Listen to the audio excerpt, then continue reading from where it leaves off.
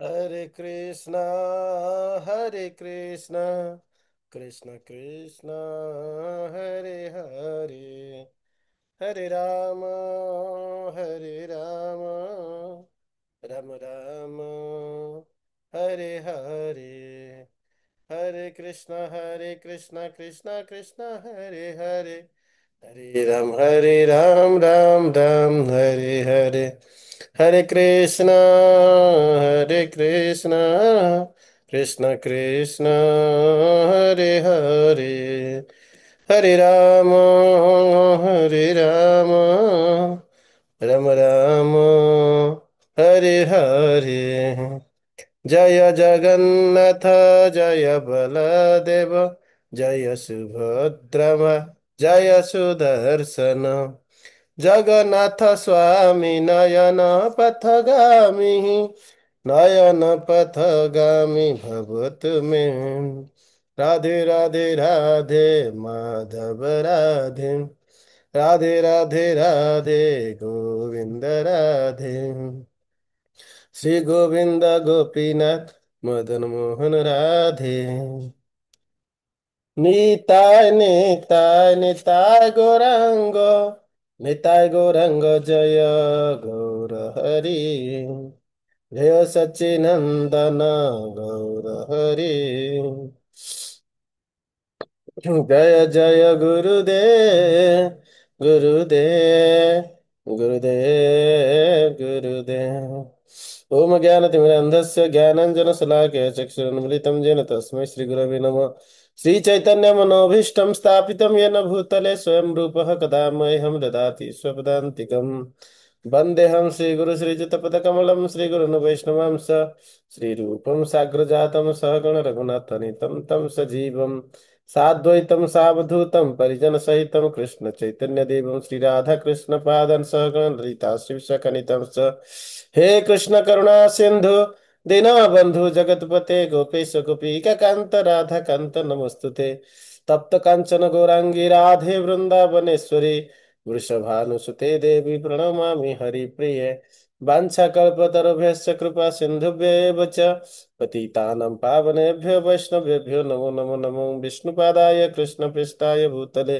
श्रीमते भक्तिस्वरूप दामोदर स्वामिने ते नामिने नमो विष्णुपादाय कृष्णपृष्ठाय भूतले श्रीमते भक्तिवेदांत स्वामिने ते नामिने नमस्ते सरस्वती देवे गौरवाणी प्रचारिणे निर्विशेष शून्यवादी पाश्चात देश तारिणे जय श्री कृष्ण चैतन्य प्रभु नित्यानंद श्री अद्वैत गदाधर श्रीवासादि श्री गौर भक्त वृंद हरे कृष्ण कृष्ण कृष्ण हरे हरे हरे राम राम राम हरे हरे जय जगन्नाथ बलदेव सुभद्रा महारानी की जय स्कंद पुराण श्री पुरुषोत्तम क्षेत्र महात्म्य अष्टमोध्याय जैमिनेरुवाच इत्युक्तस्तेन विप्रेण समरश्चिन्तया कुलः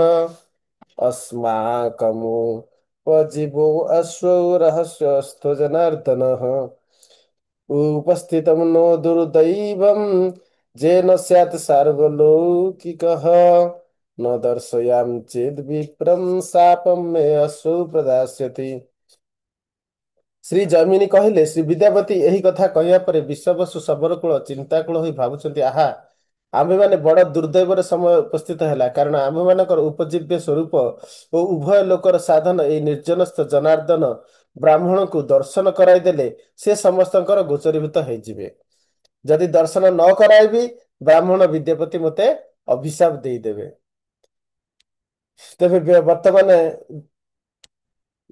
ଶବର ରାଜା ଯେତେବେଳେ ଶ୍ରବଣ କଲେ ଯେ ବିଦ୍ୟାପତି ଅର୍ଣ୍ଣ ଏବଂ ଅର୍ଣ୍ଣ ଆଦି ପାକ କିମ୍ବା ଫଳ କିଛି ଗ୍ରହଣ କରିବେ ନାହିଁ କାରଣ ସେ ଅନାହାର ରହି ବ୍ରତ ପୂର୍ବକ ନୀଳମାଧବଙ୍କର ଦର୍ଶନ କରି ସେ ସମ୍ବାଦ ଯାଇ ଇନ୍ଦ୍ରଦ୍ୟୁମ୍ନ ମହାରାଜଙ୍କୁ ଦେବେ ତେଣୁକରି ସେ ବ୍ରତରେ ବ୍ରତୀ ହୋଇଛନ୍ତି ତେଣୁ ସେ ପର୍ଯ୍ୟନ୍ତ ସେ କୌଣସି ଭକ୍ଷଣ କରିବେନି ମାନେ କୌଣସି ଖାଦ୍ୟ ଗ୍ରହଣ କରିବେ ନାହିଁ ସେଇ କଥା ଚିନ୍ତା କରି ବିଷବସୁ ଭାବୁଛନ୍ତି ଯଦି ତାଙ୍କର ବ୍ରତ ପୂରଣ କରିବାକୁ ଯାଇ ମୁଁ ତାଙ୍କର ଦର୍ଶନ କରାଇ ଦିଏ ତାହେଲେ ଯେଉଁ ପ୍ରଭୁ ଅଗୋଚର ଥିଲେ ସେ ଗୋଚର ହେଇଯିବେ, ମତେ ସମସ୍ତଙ୍କର ବିଦ୍ୟମାନକୁ ଆସିଯିବେ।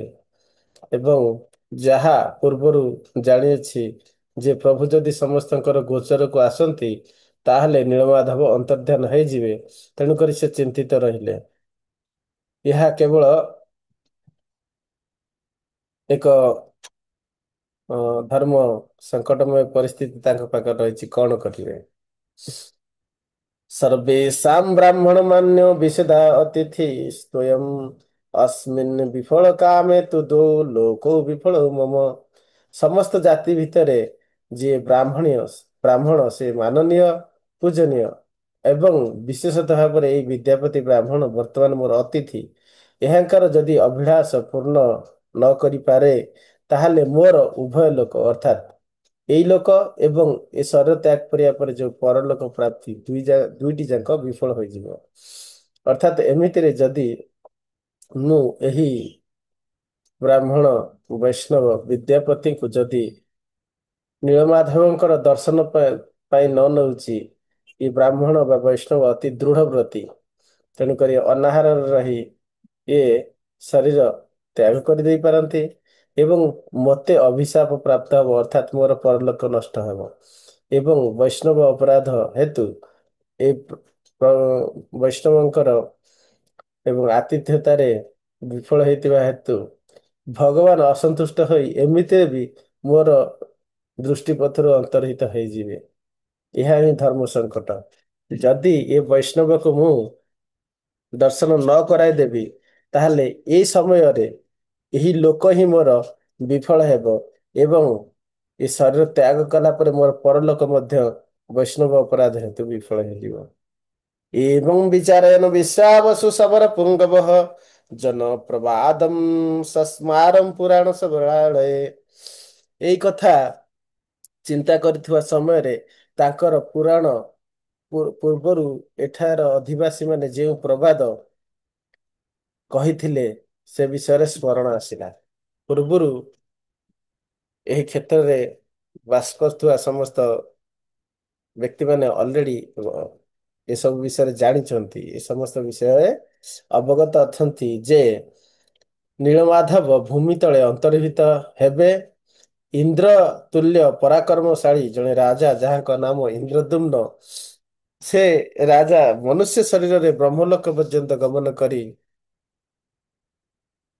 ବ୍ରହ୍ମାକୁ ଆଣି ନିବେଦନ କରି ଆଣି ଏଇଠାରେ ଭଗବାନଙ୍କର ଦାରୁ ବିଗ୍ରହ ପ୍ରତିଷ୍ଠା କରିବେ, 100 ଅଶ୍ୱମେଧ ଯଜ୍ଞ ସମ୍ପାଦନ କରିବେ। अस्मिन् ଅନ୍ତର୍ହିତେ ଦେବେ ଭୂମ୍ୟ ଅନ୍ତର୍ନୀଳ ମାଧବେ ଇନ୍ଦ୍ରଦ୍ୟୁମ୍ନ ନରପତିଃ ଶକ୍ରତୁଲ୍ୟ ପରାକ୍ରମଃ ମନୁଷ୍ୟ ବପୁଷା ଯାସୁ ବ୍ରହ୍ମଲୋକଂ ପ୍ରଜିତପି ସୁଅସ୍ମିନ୍ ପ୍ରଜାଭିରାଗତ୍ୟ ବାଜିମେଧ ସତେନ ଚ। ଯେ ଏଇ ମନୁଷ୍ୟ ଶରୀରରେ ମଧ୍ୟ ବ୍ରହ୍ମଲୋକ ଗମନ କରିପାରିବେ।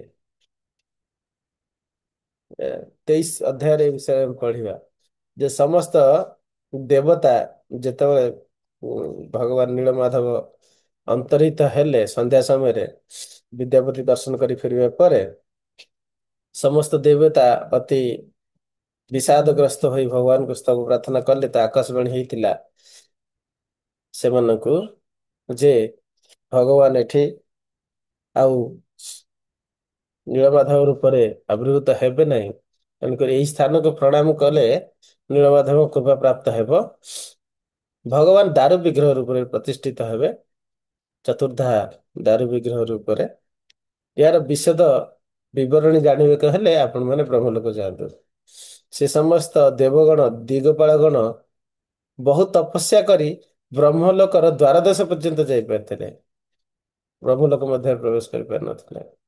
ଇନ୍ଦ୍ରଦ୍ୟୁମ୍ନ ନାରଦଙ୍କ ଦ୍ଵାରା ସେଠାକୁ ଯାଇଥିଲେ ଏବଂ ସେମାନେ ଅପେକ୍ଷା କରୁଥିବା ସମୟରେ ଇନ୍ଦ୍ରଦ୍ୟୁମ୍ନ ମହାରାଜ ସେଠାରେ ପହଞ୍ଚିଥିଲେ। ଦେବଗଣ ସାକ୍ଷାତ ସାଙ୍ଗେ ସାଙ୍ଗେ ପଳେଇଥିଲେ। ଇନ୍ଦ୍ରଦ୍ୟୁମ୍ନ ଇନ୍ଦ୍ରଦ୍ୟୁମ୍ନ ମହାରାଜ ତା ମଧ୍ୟରେ ଆସି ପହଞ୍ଚି 100 ଅଶ୍ୱମେଧ ଯଜ୍ଞ କରି ଦାରୁ ବିଗ୍ରହ ଆଣି ଦାରୁ ବିଗ୍ରହଙ୍କୁ ଶ୍ରୀମୂର୍ତ୍ତି ବିଶ୍ଵକର୍ମାଙ୍କ ଦ୍ଵାରା ନିର୍ମାଣ କରି ଗୁଣ୍ଡିଚା ମନ୍ଦିରରେ ସ୍ଥାପନ କରି ଏବଂ ଶ୍ରୀମନ୍ଦିର ନିର୍ମାଣ କରିଥିଲେ। ଯଦିଓ ଅଳ୍ପ କିଛି ଅଧା ଅଧରୁ କମ କାମ ବାକି ଥିଲା ମନ୍ଦିରର। ଭଗବାନଙ୍କୁ ବ୍ରହ୍ମାଙ୍କୁ ନିମନ୍ତ୍ରଣ କରିବା ପାଇଁ ପ୍ରଥମେ ପଳେଇ ଗଲେ। ନିମନ୍ତ୍ରଣ କରି ସେ ବାକି କାମ ସମାପନ କରି ପ୍ରତିଷ୍ଠା କରିବେ ଏଇ ବିଚାର ଥିଲା। ସେଇ ସମୟ ମଧ୍ୟରେ ସମସ୍ତ ଦିଗପାଳ ମଧ୍ୟ ରହିଥିଲେ କିନ୍ତୁ ଇନ୍ଦ୍ରଦ୍ୟୁମ୍ନଙ୍କୁ ଇନ୍ଦ୍ରଦ୍ୟୁମ୍ନଙ୍କ ବିଷୟ ଯେତେବେଳେ ଭଗବାନ ବିଷୟରେ ସ୍ତବ ସ୍ତୁତି ଆଦି ଶ୍ରବଣ କରୁଥିଲେ ବ୍ରହ୍ମା ଏକାଗ୍ର ଚିତ୍ତରେ ସେ ସମୟରେ ଦ୍ୱାରପାଳ ମଣିକୋଦର ନିବେଦନ କରିଥିଲେ ଯେ ଯଦିଓ ଆପଣ ବ୍ରହ୍ମାଙ୍କର ମାନସ ପୁତ୍ର ନାରଦ ଏବଂ ଆପଣଙ୍କ ସଜି ଆସିଛନ୍ତି ସେ ନିଶ୍ଚିତ ଭାବରେ ସେ ସେହିପରି ସମକକ୍ଷ ଯୋଗ୍ୟ କିନ୍ତୁ ଆମେ ବ୍ରହ୍ମାଙ୍କର ନିର୍ଦ୍ଦେଶ ଅନୁକ୍ରମେ ତାଙ୍କର ନିର୍ଦ୍ଦେଶ ଅନୁସାୟୀ କାର୍ଯ୍ୟ କରୁଛୁ କୃପା ପୂର୍ବକ ଆପଣ ଯାଇ ଅର୍ଥାତ ନାରଦ ମୁନି ଯାଇ ବ୍ରହ୍ମାଙ୍କୁ ଏହି ସମୟରେ ହିଁ କେବଳ ଜଣାଇ ପାରିବେ ତେଣୁକରି ନାରଦ ମୁନି ବ୍ରହ୍ମାଙ୍କର ସେଇ ପ୍ରାର୍ଥନା ସମୟ ମଧ୍ୟରେ ହିଁ ବ୍ରହ୍ମଦେବଙ୍କ ପାର୍ଶ୍ୱକୁ ଯାଇ ଇନ୍ଦ୍ରଦ୍ୟୁମ୍ନଙ୍କ ଆସିବା ବିଷୟରେ ଅବଗତ କରାଇଥିଲେ। ବ୍ରହ୍ମା ଏକାଗ୍ର ଚିତ୍ତରେ ଶ୍ରବଣ କରୁଥିଲେ। ତେଣୁ କରି ସେ କିଛି ନ କହି ଇଙ୍ଗିତ କଲେ ଯେ ତାକୁ ଏଠାକୁ ଆଣ। ସେ ସମୟରେ ଇନ୍ଦ୍ରଦ୍ୟୁମ୍ନ ଯାଇଥିଲେ। ଇନ୍ଦ୍ରଦ୍ୟୁମ୍ନ ମହାରାଜ ଯାଇଥିବା ସମୟରେ ଦୁର୍ବାସ ମୁନି ଆସି ଦେଖିଲେ ଯେ ଇନ୍ଦ୍ରଦ୍ୟୁମ୍ନ ମହାରାଜ ଆସିଛନ୍ତି କିନ୍ତୁ ଦେବଗଣ ବାହାରେ ଛିଡା ହେଇଛନ୍ତି। ତେଣୁକରି ଦୁର୍ବାସା ମୁନି ଏହାର ପ୍ରାର୍ଥନା କଲେ ଯେ ଏଇ ଦିଗପାଳ ଦେବତା ମାନେ ବହୁ ସମୟ ଧରି ବାହାରେ ଅପେକ୍ଷା କରିଛନ୍ତି। ବ୍ରହ୍ମା କହୁଛନ୍ତି ଯେ ଇନ୍ଦ୍ରଦ୍ୟୁମ୍ନଙ୍କ ପ୍ରତି ତୁମେ କିଛି ଈର୍ଷା ପରାୟଣ ହବାର ଆବଶ୍ୟକ ନାହିଁ ସେ ଜୀବନ ମୁକ୍ତ ସେଇ ଈଶ୍ୱର ଶରୀରରେ ମଧ୍ୟ ବ୍ରହ୍ମ ଲୋକକୁ ଆସିପାରିଛନ୍ତି କାରଣ ସେ ଜୀବନ ମୁକ୍ତ ଏବଂ ଏଇ ଶରୀରରେ ସେ ଜନ୍ମ ମୃତ୍ୟୁ ଜରା ବ୍ୟାଧିର କୌଣସି ପ୍ରଭାବ ତାଙ୍କ ଉପରେ ପଡିପାରି ନାହିଁ କାରଣ ସେ ବ୍ରହ୍ମ ଲୋକରେ ରହିଛନ୍ତି। ଏ ସମୟରେ 71 ଚତୁର୍ଯୁଗ ଚାଲି ଯାଇଛି ଗୋଟିଏ ମନନ୍ତର ସମ୍ପୂର୍ଣ୍ଣ ଚାଲି ଯାଇଛି ସ୍ଵୟଂଭୁବ ମନନ୍ତର ଆରମ୍ଭରୁ ଇନ୍ଦ୍ରଦ୍ୟୁମ୍ନ ମହାରାଜେ ଦାରୁ ବିଗ୍ରହ ପ୍ରତିଷ୍ଠା କରିଥିଲେ। କିନ୍ତୁ ଏବେ ସ୍ୱରଚିଷ ମନୁ ଆଉ ଏକ ମନନ୍ତର ହେଇଯାଇଛି। ଏଇଭଳି ସେ ଇନ୍ଦ୍ରଦ୍ୟୁମ୍ନ ମହାରାଜ ଏଠିକି ଆସି 100 ଯଜ୍ଞ କରି ପ୍ରତିଷ୍ଠା କରିବେ ଏ ବିବରଣୀ ସବୁ ପୂର୍ବରୁ ସେଠାକାର ଅଧିବାସୀ ମାନେ ସମସ୍ତେ ଜାଣିଥିଲେ ଯାହା ବିଶ୍ୱାବସୁ ମଧ୍ୟ ଜାଣିଥିଲେ। इष्टां दारुमयं विष्णु चतुर्धा स्थापयिष्यति अस्य चेद भाग्यमुत्पन्नं ब्राह्मणस्य अतिथे निर्भूषम् अंतर्ध्यानं भागवतः सन्निधानमथो भवेत् तदेनं दर्शयिष्यामि नीलेन्द्रमणिमच्युतम्। ଶ୍ରୀ ବିଷ୍ଣୁଙ୍କର ଦାରୁମୟ ସ୍ୱରୂପରେ 4 ଗୋଟି ମୂର୍ତ୍ତିରେ ସ୍ଥାପନ କରିବେ। ଏହି ଅତିଥି ବ୍ରାହ୍ମଣଙ୍କର ଯଦି ଅତ୍ୟନ୍ତ ଭାଗ୍ୟ ଉପସ୍ଥିତ ହୋଇଥାଏ ତେବେ ଅନ୍ତର୍ଧାନ ପରେ ମଧ୍ୟ ଭଗବାନଙ୍କର ଦର୍ଶନ ପ୍ରାପ୍ତ ହେବେ। ଅତଏବ ଏହାଙ୍କୁ ଏହି ନୀଳ ଇନ୍ଦ୍ରମଣିମୟ ଭଗବାନଙ୍କର ଦର୍ଶନ କରାଇଦେବେ। ଇଷ୍ଟାମ ଦାରୁମୟ ବିଷ୍ଣୁ ଚତୁର୍ଦ୍ଧା ସ୍ଥାପୟତି ସେ ଜାଣିଥିଲେ ଯେ ସେଇ ଇନ୍ଦ୍ରଦ୍ୟୁମ୍ନ ମହାରାଜ ଏଠାରେ ଚତୁର୍ଦ୍ଧା ମୂର୍ତ୍ତି ଦାରୁ ବିଗ୍ରହ ପ୍ରତିଷ୍ଠା କରିବେ। ବର୍ତ୍ତମାନ ଯିଏ ବିଗ୍ରହ ବିଶ୍ୱବସୁ ପୂଜା କରୁଛନ୍ତି ସେ କି ବିଗ୍ରହ ନା ନୀଳ ଇନ୍ଦ୍ର ନୀଳମଣିମୟ ବିଗ୍ରହ। କିନ୍ତୁ ସେ ଜାଣିଥିଲେ ଯେ ଖୁବ ଶୀଘ୍ର ସେ ସମୟ ଆସିଯାଇଛି ଯେ କି ନୀଳ ମାଧବ ଅନ୍ତର୍ହିତ ହେବେ। ଯେହେତୁ ଏ ବ୍ରାହ୍ମଣ ବ୍ରତ କରି ଆସିଛନ୍ତି ଏହାଙ୍କର ପରମ ସୌଭାଗ୍ୟ ଯେ ସେ ନିଶ୍ଚିତ ନୀଳମାଧବଙ୍କର ଦର୍ଶନ କରିବେ। ତେଣୁକରି ମୁଁ ତାଙ୍କୁ ଏହାର ଦର୍ଶନ କରାଇଦେବି। न पुरुषेयं कस्यापि कर्तव्यं देव निर्मिते इत्थं विचार्य मनसा सबरश्च पुनः पुनः उवाच विप्रं पुरताध्यायन्तं विष्णुमव्ययम्। ଯେହେତୁ ଈଶ୍ୱର ଯାହା କରିବେ ଈଶ୍ୱରଙ୍କର ଯାହା ଇଚ୍ଛା ତାଙ୍କର ଯାହା ବିଧାନ ତାହାର ପରିବର୍ତ୍ତନ କରିବା ମନୁଷ୍ୟ ପକ୍ଷରେ ସମ୍ଭବ ନୁହଁ। ସବର ରାଜା ବିଶ୍ୱାବସୁ ବାରମ୍ବାର ଏଇ କଥା ମନେ ମନେ ଚିନ୍ତା କରି ଭାବିଲେ ଯେ ସେହି ବିଷ୍ଣୁଙ୍କର ଏଇ ଯୋଉ କାର୍ଯ୍ୟ ସେଥିରେ ମୁଁ ହସ୍ତକ୍ଷେପ କରି ପ୍ରତିରୋଧ କରିବା ମୋ ପକ୍ଷରେ ଆଦୌ ଉଚିତ ହେବ ନାହିଁ। ତା ଦ୍ୱାରା ମୋର ଏ ଲୋକ ଏବଂ ପରଲୋକ ଦୁଇ ଲୋକ ନଷ୍ଟ ହୋଇଯିବ। ତେଣୁକରି ସେଇ ବିଷ୍ଣୁକୁ ଧ୍ୟାନ ପୂର୍ବକ ବିଷ୍ଣୁଙ୍କୁ ମନରେ ସ୍ମରଣ କରି ତାଙ୍କର ଆଜ୍ଞା ନବା ଭଳି ବିଚାର କରି ସେ ତାଙ୍କର ପ୍ରୀତି ବିଧାନ ଉଦ୍ଦେଶ୍ୟରେ ବ୍ରାହ୍ମଣକୁ କହିବାକୁ ଆରମ୍ଭ କଲେ। ସବର ଉବାଚ अस्माभि ପୂର୍ବତୋऽପ୍ୟସ ଉଦନ୍ତଃ ଶ୍ରୁତ ଏବ ହି ଇନ୍ଦ୍ରଦ୍ୟୁମ୍ନ ନରପତିରତ୍ର ବାସଂ କରିଷ୍ୟତି। ସବର ରାଜା ବିଶ୍ୱବସୁ କହିଲେ, ହେ ବିଦ୍ୟାପତି ବ୍ରାହ୍ମଣ, ମୁଁ ପୂର୍ବରୁ ଏଇ କଥା ଶୁଣିଅଛି ଯେ ଇନ୍ଦ୍ରଦ୍ୟୁମ୍ନ ନାମକ ନରପତି ଏଇ କ୍ଷେତ୍ରରେ ଆସି ବାସ କରିବେ। ତତୋପି ଭାଗ୍ୟବାନ୍ ତ୍ୱଂ ହି ଯଦଗ୍ରେ ନୀଳମାଧବମ୍ ଚକ୍ଷୁଷା ପଶ୍ୟସି ବ୍ରହ୍ମନ୍ନ ହି ଜାମୋ ହ୍ୟଧି ତେକାମ୍। ତୁମ୍ଭେ ଯେତେବେଳେ ତାଙ୍କ ଆଗରୁ ହିଁ ଶ୍ରୀ ନୀଳମାଧବଙ୍କୁ ସ୍ୱଚକ୍ଷୁରେ ଦର୍ଶନ କରିପାରିବ, ସେତେବେଳେ ତୁମେ ମଧ୍ୟ ତାଙ୍କଠାରୁ ଅଧିକ ଭାଗ୍ୟବାନ। ଅତଏବ ହେ ବ୍ରାହ୍ମଣ, ଆସନ୍ତୁ ଆମ୍ଭେ ପର୍ବତର ଉପରିଭାଗକୁ ଗମନ କରିବା। ଇତ୍ୟୁକ୍ତ୍ୱା ତମ୍ करे ଧୃତ୍ୱା ବର୍ତ୍ତମନା ଗହନಂ ଯଜୌ ଉପର୍ଯ୍ୟୁପାରୁହ୍ୟ ଶିଳା ବିଷମଂ ବର୍ତ୍ତମନି ଏକ ନର ଗମ୍यो च शिलाकंटक दुर्गमे तमः प्राय पथि गतं बोधयन् वचसा द्विजम् मुहूर्ताभ्यां रोहिणस्य कुण्डस्याभिशतं तटे तद्रु तद्दृष्ट्वा सोऽब्रवीत् विप्रं कुण्डम् एतद्विजोत्तम रोहिणाख्यं महातीर्थं कारणं सर्व पाथसम् अत्र स्नात्वा नरे जाति ବୈକୁଣ୍ଠ ଭବନମ୍ ଦ୍ୱିଜ।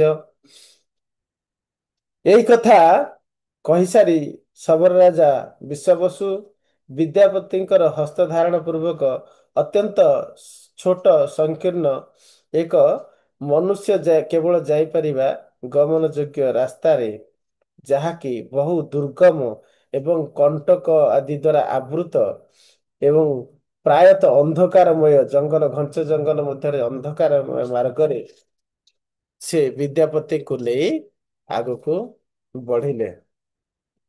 ଏହି ମାର୍ଗରେ ଗମନ ସମୟରେ ଶବର ରାଜା ବିଶ୍ୱାବସୁ କଥା କଥାରେ ବିଦ୍ୟାପତିଙ୍କୁ ପ୍ରବୋଧନା ଦେଇ ଦୁଇ ମୁହୂର୍ତ୍ତ ମଧ୍ୟରେ ରୋହିଣୀ କୁଣ୍ଡ ନିକଟରେ ପହଞ୍ଚାଇ ଦେଲେ। ସେହି କୁଣ୍ଡ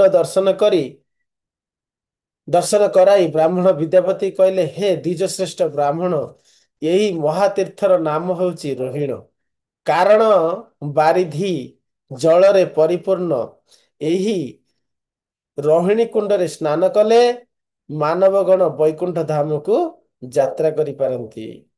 ଏତସ୍ୟ ପୂର୍ବ ଭାଗେऽସौ କଳ୍ପସ୍ଥାୟୀ ବଟୁ ମହାନ୍ ଛାୟಂ ଯସ୍ୟ ସମାକ୍ରମ୍ୟ ବ୍ରହ୍ମ ହତ୍ୟା ବ୍ୟାପହତି। ଏହାର ପୂର୍ବ ଭାଗରେ କଳ୍ପ ପର୍ଯ୍ୟନ୍ତ ସ୍ଥାୟୀ, ଅର୍ଥାତ୍ ବ୍ରହ୍ମାଙ୍କର ଅ କଳ୍ପ, ଗୋଟିଏ କଳ୍ପ, ଅର୍ଥାତ୍ ବ୍ରହ୍ମାଙ୍କର ଆୟୁକୁ କଳ୍ପ କୁହାଯାଏ। ହେଲେ ବ୍ରହ୍ମାଙ୍କର ଆୟୁଷ ପର୍ଯ୍ୟନ୍ତ କଳ୍ପସ୍ଥାୟୀ ମହତ ଅକ୍ଷୟ ବଟ ବୃକ୍ଷ, ତେଣୁ ଏକ ବହୁତ ବିରାଟ ଅକ୍ଷୟ ବଟ ଅର୍ଥାତ୍ ବର ଗଛ ରହିଛି, ଯାହାର ଛାୟା ପ୍ରାପ୍ତ ହେଲେ ସବୁଠାରୁ ଭୟଙ୍କର ପାପ ଯାହାକି ବ୍ରହ୍ମ ହତ୍ୟା, ତାହା ମଧ୍ୟ ନଷ୍ଟ ହୋଇଥାଏ। ଏତୟୋର ଅନ୍ତରେ ବ୍ରହ୍ମନ୍ ନିକୁଞ୍ଜାଭ୍ୟନ୍ତରେ ସ୍ଥିତମ୍ ପଶ୍ୟ ସାକ୍ଷାତ୍ ଜଗନ୍ନାଥମ୍ ଦେବାନ୍ତ ପ୍ରତିପାଦିତମ୍। ଏହି ଦୁଇଟି କଳ୍ପବଟ ଓ ରୋହିଣୀ କୁଣ୍ଡ ମଧ୍ୟରେ ନିକୁଞ୍ଜ ଅଭ୍ୟନ୍ତରରେ ବେଦାନ୍ତ ପ୍ରତିପାଦ୍ୟ ସାକ୍ଷାତ୍ ପରମ ବ୍ରହ୍ମ ଜଗନ୍ନାଥଙ୍କୁ ଦର୍ଶନ କର। ଦୃଷ୍ଟ୍ୱା ଜହି ସକଳମ୍ ବିବିଧମ୍ ପାପ ସଞ୍ଚୟମ୍ ଇତ ଊର୍ଦ୍ଧ୍ୱଂ ନ ଶୁଚସ୍ତ ପତିତ ଭବ ସାଗରେ। ତାହାକୁ ଦର୍ଶନ କରି ବିବିଧ ସଞ୍ଚିତ ପାପରୁ ମୁକ୍ତ ହୁଅ ଓ ଅଦ୍ୟାବଧି ସଂସାର ସାଗରରେ ନିପତିତ ହୋଇ ମଧ୍ୟ ଆଉ ଶୋକ କରିବାର କୌଣସି ଆବଶ୍ୟକତା ନାହିଁ। ଅର୍ଥାତ୍ ଭଗବାନ ଜଗନ୍ନାଥଙ୍କୁ ଦର୍ଶନ କରିସାରିଲା ପରେ ଆପଣ ସଂସାର ସାଗରରେ ପଡିଥିବା ସମସ୍ତ ଦୁଃଖ ଯେ ନିଶ୍ଚିତ ଦୂର ହବ। ତେଣୁକରି ସଂସାରରେ ଥାଇ ମଧ୍ୟ ଆପଣ କୌଣସି ଶୋକ କରିବାର ଆବଶ୍ୟକତା ନାହିଁ।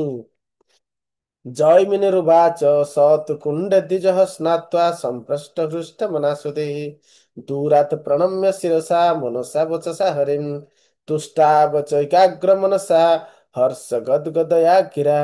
ଜୈମିନୀ କହିଲେ, ବିଦ୍ୱାନ ବିଦ୍ୟାପତି ବ୍ରାହ୍ମଣ ସେଇ କୁଣ୍ଡରେ ସ୍ନାନ କରି ଅତ୍ୟନ୍ତ ହର୍ଷର ସହିତ ସନ୍ତୁଷ୍ଟ ଚିତ୍ତରେ ଦୂରରୁ ପ୍ରଣାମ କରି ନତମସ୍ତକ ହୋଇ ଏକାଗ୍ର ମନରେ ଅତ୍ୟନ୍ତ ଆନନ୍ଦ ପୂର୍ବକ ବିଭିନ୍ନ ପ୍ରକାର ସ୍ତୁତି ବାକ୍ୟ ଦ୍ୱାରା ଶ୍ରୀହରିଙ୍କୁ ପ୍ରାର୍ଥନା ବା ସ୍ତବ କରିବାକୁ ଲାଗିଲେ।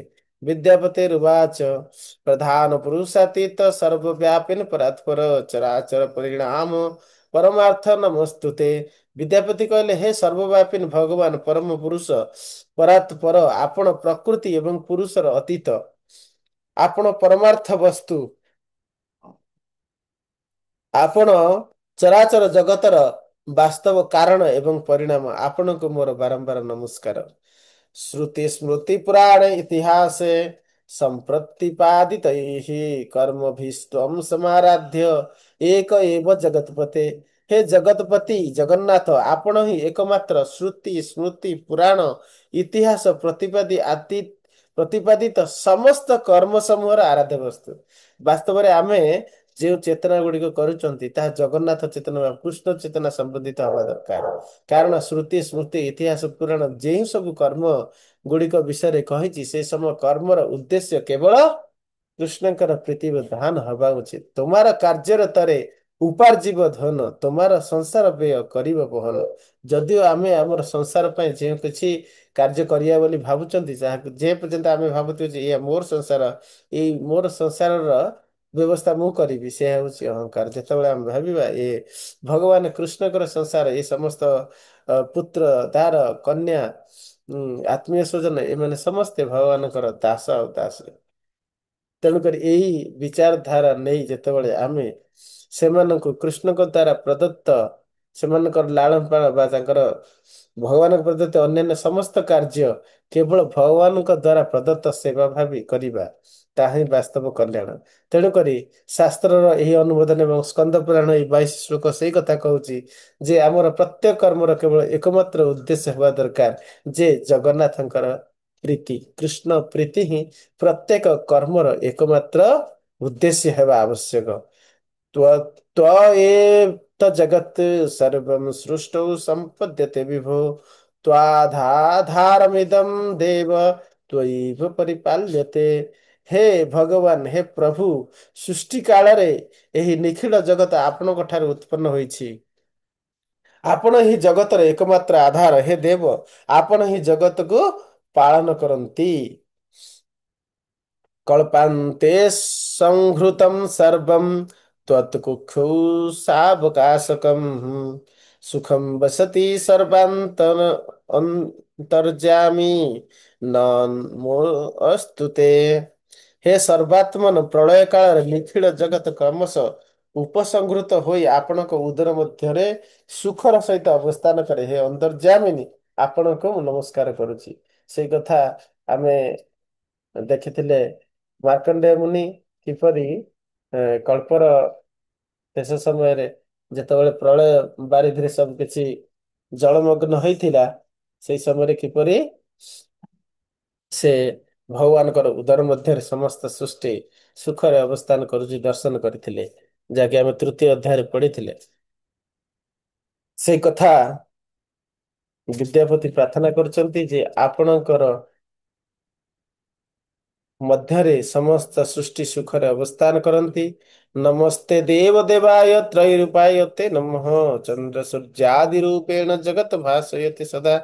ହେ ପ୍ରଭୁ, ବେଦତ୍ରୟ ଆପଣଙ୍କର ରୂପ, ଦେବତା ମାନଙ୍କର ଆପଣ ହିଁ ଆପଣ ହିଁ ଚନ୍ଦ୍ର ସୂର୍ଯ୍ୟ ଆଦି ମାନଙ୍କୁ ଆଲୋକ ପ୍ରଦାନ କରୁଛନ୍ତି। ସର୍ବଦା ସମସ୍ତ ଜଗତକୁ ଆଲୋକ ତ କେବଳ ଆପଣ ହିଁ କରିପାରନ୍ତି।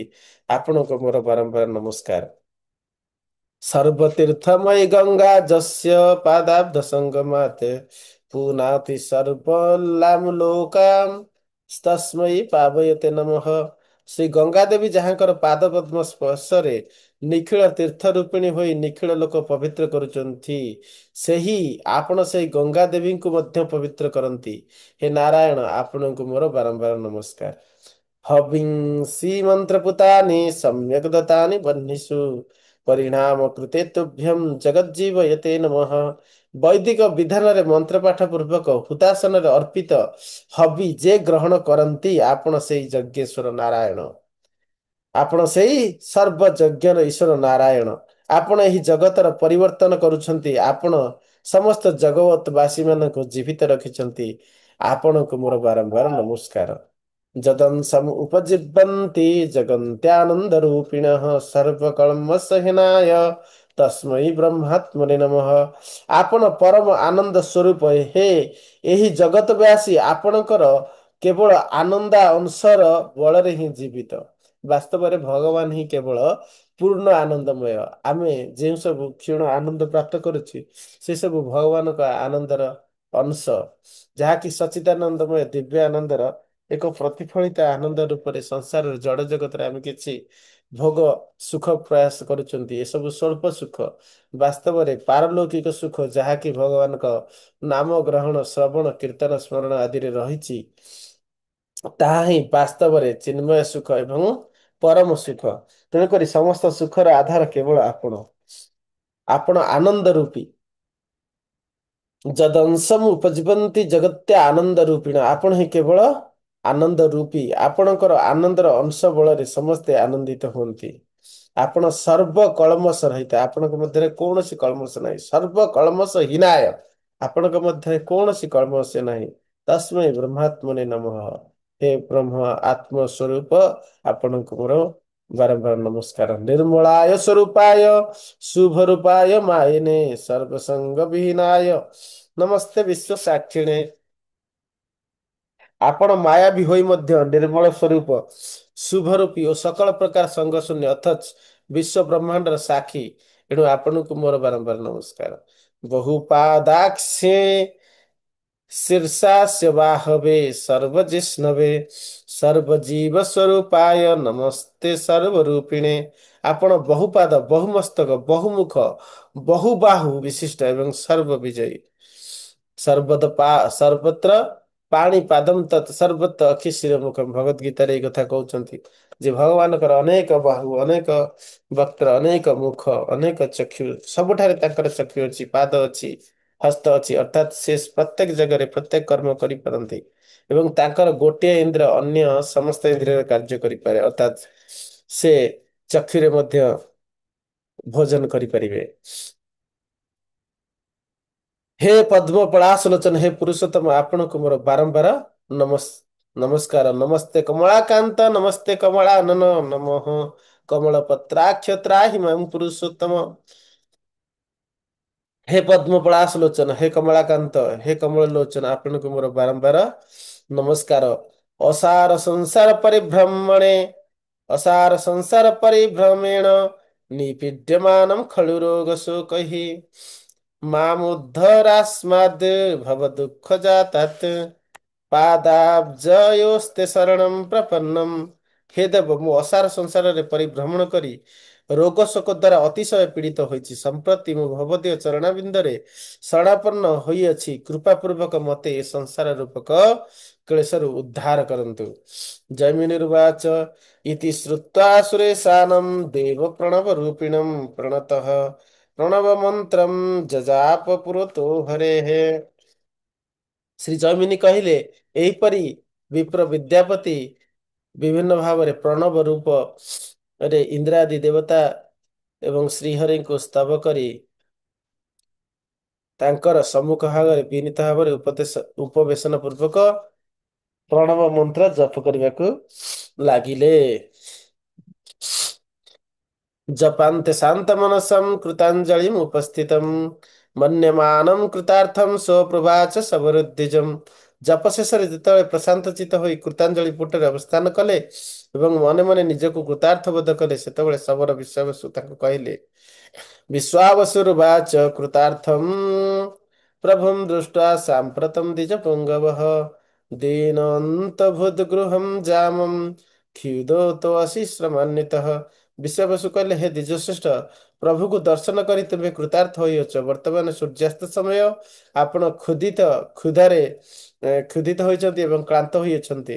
ଚାଲନ୍ତୁ ଆମ୍ଭେମାନେ ଏବେ ଗୃହକୁ ଫେରିଯିବା। ବାସୋऽପି ଅରଣ୍ୟ ହିଂସ୍ରାଣାମ୍ ନାସ୍ମାକମୁଚିତ ସ୍ଥିତିଃ ଯାବତ୍ ଭୋନୁର୍ଭାନ୍ତି ଭାସସ୍ତାବତ୍ ଜାମୁ ନିଜାଳୟମ୍। ଏହି ଅରଣ୍ୟ ମଧ୍ୟରେ ହିଂସ୍ର ଜନ୍ତୁ ଗତାଗତ। ତେଣୁକରି ଆମ୍ଭେମାନେ ଆଉ ଅଧିକା ସମୟ ଏଠି ରହିବା ଅନୁଚିତ। ଭଗବାନ ସୂର୍ଯ୍ୟଦେବ ଅସ୍ତ ହେବା ପୂର୍ବରୁ ଆମ୍ଭେ ଗୃହରେ ପହଞ୍ଚିଯିବା ଉଚିତ। ଇତ୍ୟୁକ୍ତ ବ୍ରାହ୍ମଣଂ ପ୍ରାଣଂ ଗୃହୀତ୍ୱା ଶବରଃ ପୁନଃ ଆଜଗାମ ଦ୍ୱିଜଶ୍ରେଷ୍ଠଃ ସ୍ୱାଶ୍ରମଂ ତ୍ୱରାନ୍ୱିତଃ।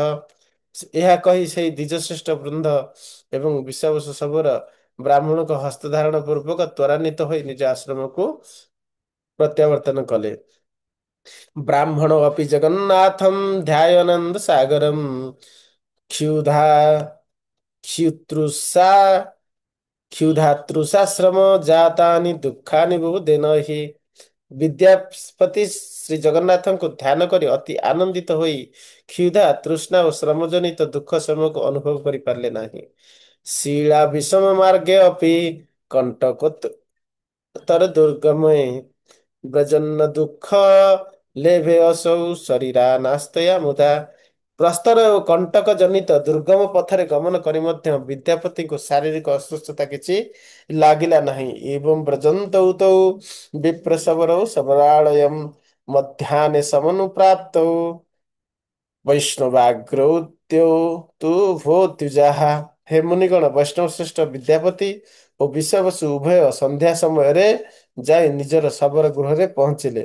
ତତ୍ରା ଅତିଥିମନୁପ୍ରାପ୍ତଂ ବ୍ରାହ୍ମଣଂ ଶବରୋତ୍ତମଃ ଭକ୍ଷ୍ୟ ଭୋଜ୍ୟ ବିଧାନୈଶ୍ଚ ବିବିଧ ହି ସମପୂଜୟତ୍। ବ୍ରାହ୍ମଣ ଅତିଥିଙ୍କୁ ପ୍ରାପ୍ତ ହୋଇ ବିବିଧ ଅନାଦି ଭୋଜ୍ୟ ଦ୍ରବ୍ୟ ଦ୍ୱାରା ଶବର ଉତ୍ତମ ବିଶ୍ୱାବସୁ ସୁନ୍ଦର ରୂପରେ ପୂଜା କରିବାକୁ ଲାଗିଲେ। ତତୋ ଅତି ତୃପ୍ତସ୍ତଦୈତୈରୂପଚାରୈର୍ନୃପତିତୈଃ ବିସ୍ମୟଂ ପରମଂ ଲେଭେ ଶବରସ୍ୟ ସୁଦୁର୍ଲଭୈ।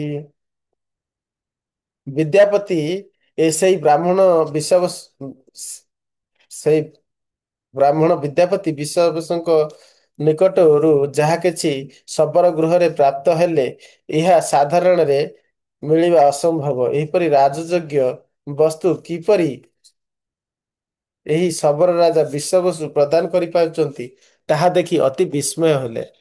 ଶବରୋ ଅୟମ୍ ନିବସତି ବିଷମେ କାନନାନ୍ତରେ ଆରଣ୍ୟ କୈବର୍ତ୍ତମାନଂ କଥମସ୍ୟ ଗୃହାନ୍ତରେ ରାଜା ହର୍ଭକ୍ଷ ଭୋଜନ୍ୟାଦି ସୁଲଭାନ୍ୟ ଅଦ୍ଭୁତಂ ମହତ୍ ଇତି ବିସ୍ମୟମ୍ ଆପନ୍ନଂ ବ୍ରାହ୍ମଣଂ ଶବରಸ್ತଦା ପ୍ରୋବାଚ ସିଗ୍ଧ ବଚସା ବିନୟାବନତୋ ଭୃଶମ୍। ସେ ମନେ ମନେ ଭାବିଲେ, ଏହା କିପରି ଆଶ୍ଚର୍ଯ୍ୟ! ଏହି ଶବର ଏହି ଦୁର୍ଗମ ଅରଣ୍ୟ ମଧ୍ୟରେ ବାସ କରି ମଧ୍ୟ ଏବଂ ଏହାଙ୍କର ପଡୋଶୀ ମାନେ ମଧ୍ୟ ସମସ୍ତେ ଅରଣ୍ୟବାସୀ, ଅଥଚ ଶବର ଗୃହରେ ଏଇ ଯୋଉ ରାଜଯୋଗ୍ୟ ଖାଦ୍ୟଦ୍ରବ୍ୟ କେଉଁଠାରୁ ଆସିଲା? ବ୍ରାହ୍ମଣ ବିଦ୍ୟାପତି ଅତି ବିସ୍ମିତ ହୋଇ ଏହି ସମୟ ଚିନ୍ତା କରିବା ସମୟରେ ଶବର ଅତିଶୟ ବିନୀତ ଭାବ ମଧୁର ବଚନ ବାକ୍ୟ ଦ୍ୱାରା ରାଜାଙ୍କୁ କହିଲେ। ଶବର ଉବାଚ ଭୋ ବିପ୍ର ଶ୍ରମହୀନୋऽସि କଚ୍ଚିତ୍ କ୍ଷୁଧ୍ ଉତ୍ତୁଡ୍ ବିବର୍ଜିତଃ ଆରଣ୍ୟକାନାଂ ଭବନେ ନାଗରାଣାଂ କୁତଃ ସୁଖମ୍। ଶବର ରାଜା ବିଶ୍ୱାବସୁ କହିଲେ, ହେ ବିପ୍ର, ଆପଣଙ୍କର ଶ୍ରମ ଦୂର ହୋଇପାରିଛି କି? କ୍ଷୁଧା ଓ ତୃଷ୍ଣା କିଛି ମାତ୍ରାରେ ଲାଘବ ହୋଇପାରିଛି କି? ବନବାସୀ ମୋ ପରି ଶବର ମାନଙ୍କ ଗୃହରେ ନାଗରିକ ମାନଙ୍କର ବ୍ୟକ୍ତି ସୁଖ କିଛି ମିଳିପାରିବ ନା, ଅର୍ଥାତ୍ ନଗରରେ ବସବାସ କରୁଥିବା ବ୍ୟକ୍ତି ମାନଙ୍କୁ କି ସୁଖ ଦିଆଯାଇ ପାରିବ? ଅଜ୍ଞାତା ନାଗରୀ ବୃତ୍ତି ହି ଶବର ଇସ୍ତୁ ବିଶେଷତଃ ରାଜୋପଜୀବିନାଂ ଶ୍ରେଷ୍ଠ ହୁ ରାଜମାତ୍ୟ ପୁରୋହିତ ହୁ। ବିଶେଷତଃ ଶବର ମାନଙ୍କୁ ନଗରବାସୀ ମାନଙ୍କର ଆଚାର ବ୍ୟବହାର ସମ୍ବନ୍ଧରେ ଜଣା ନଥାଏ। ରାଜ ଆଶ୍ରିତ ବ୍ୟକ୍ତି ମାନଙ୍କ ମଧ୍ୟରେ ଆପଣ ପୁରୋହିତ ଓ ମନ୍ତ୍ରୀ ଏହିଭଳି ଦୁଇ ଜଣ ବ୍ୟକ୍ତି ଶ୍ରେଷ୍ଠ ଅଟନ୍ତି। ତୟୋ ରାଜସମ ପୂଜ୍ୟ ପୁରୋଧାଃ ଶାସ୍ତ୍ର ସମ୍ମତଃ ଇନ୍ଦ୍ରଦ୍ୟୁମ୍ନ ନରପତି ସାର୍ବଭୌମ ପ୍ରତାପବାନ୍ ତ୍ୱୟି ତୁଷ୍ଟେ ଚ ସନ୍ତୁଷ୍ଟ ଧ୍ରୁବଂ ବିପ୍ରଂ ଭବିଷ୍ୟତି ଇତ୍ୟୁକ୍ତବତୀରନ୍ୟସ୍ତେ ସ ତୁ ପ୍ରୀତତରୋ ଦ୍ୱିଜଃ ଉବାଚ ଶବରಂ ପ୍ରୀତ୍ୟା ବିନୟାଦ୍ଭୁତବାଦିନମ୍। ଏହିପରି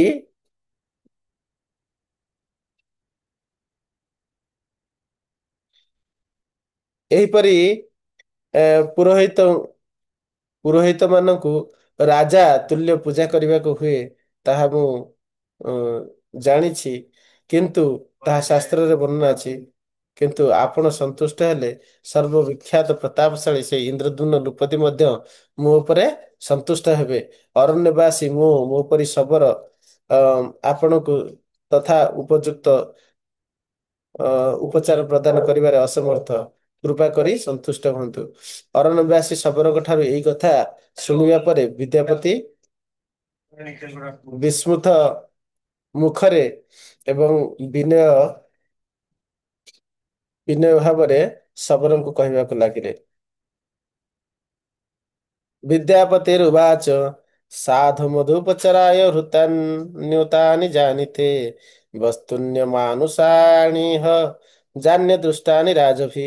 ବିଦ୍ୟାପତି କହିଲେ, ହେ ସାଧୁ, ତୁମେ ଯେଉଁ ଭୋଜନର ସାମଗ୍ରୀ ପ୍ରସ୍ତୁତ କରିଅଛ ତାହା ମନୁଷ୍ୟକୃତ ବୋଲି ଜଣାଯାଉ ନାହିଁ।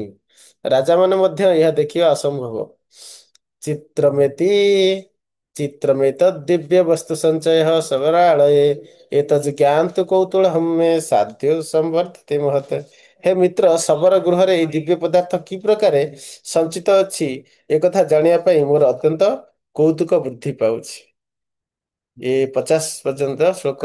ଆଉ ବାକି ଶ୍ଲୋକ ଆଉ ଏକ ଅଧ୍ୟାୟରେ, ଆଉ ଏକ ଭିଡିଓରେ ଆମେ ଆଲୋଚନା କରିବା। ଜୟ ଜଗନ୍ନାଥ, ବଳଦେବ ସୁଭଦ୍ରା ମହାରାଣୀ କି ଜୟ।